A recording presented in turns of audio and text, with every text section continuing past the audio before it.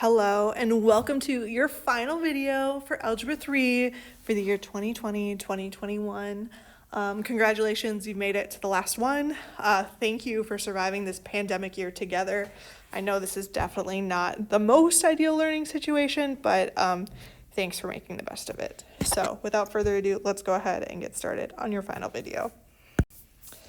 Example 4 says, of 50 cat and dog owners surveyed, 25 have a cat, 10 owners have a dog and a cat. How many owners have a dog? So we are going to figure out where these numbers go in our Venn diagram. The first thing I know is they tell me 10 owners have both a cat and a dog, and I know that's this middle section here. So inside that box, we are going to type in 10. We have 10 cats and dogs in the middle. They also told me that cats total was 25, or excuse me, yeah, 25. Sorry, I was trying to find a highlighter. This one here, this whole thing is 25 total, so maybe we'll write that next to cats.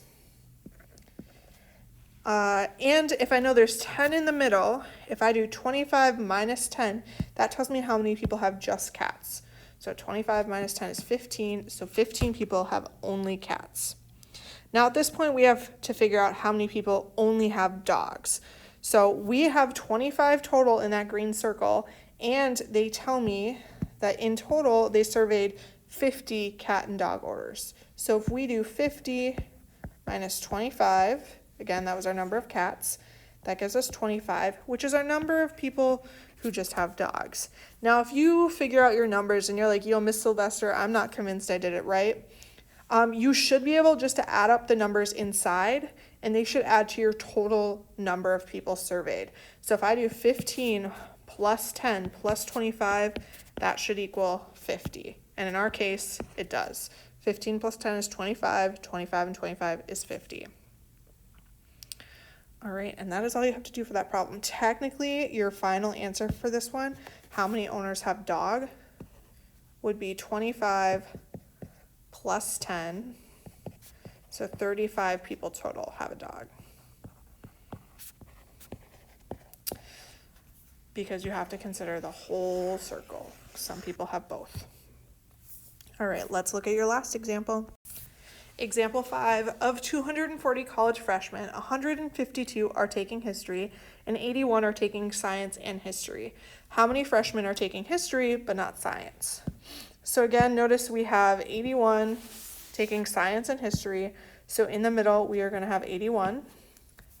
They told us that in total, for history, we have 152. So we have to do 152. Oh, that's a highlighter. Minus the number of people who are in science and history, so minus 81.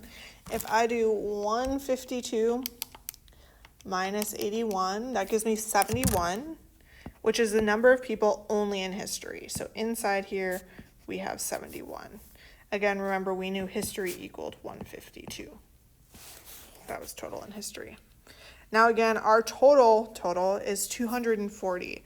So if I do 240 minus the total in history, 152, that should give me how many people were just in science. Because again, that history number counts the people who are in science and in history. So if I do 240 minus 152, I get 88. So there are 88 people taking science. Again, if you want to double check your work, you can do 88 plus 81 plus 71. That should add up to the 240. So let me double check. 88 plus 81 plus 71, which is 240, and that's again our total number surveyed. You don't have to type in 240 on your IMB. So then we just have to double check what they were asking us. Our final question, how many freshmen are taking history but not science? Well, to be honest, that was one of the first numbers we found. It's this blue number here, 71. So 71 taking history but not science. All right, that is all I have for you. As always, if you have any questions, please don't hesitate to reach out to your teacher. If you need anything as this year is wrapping up, they would be more than happy to help you. And thank you for watching, and thank you for having a great school year.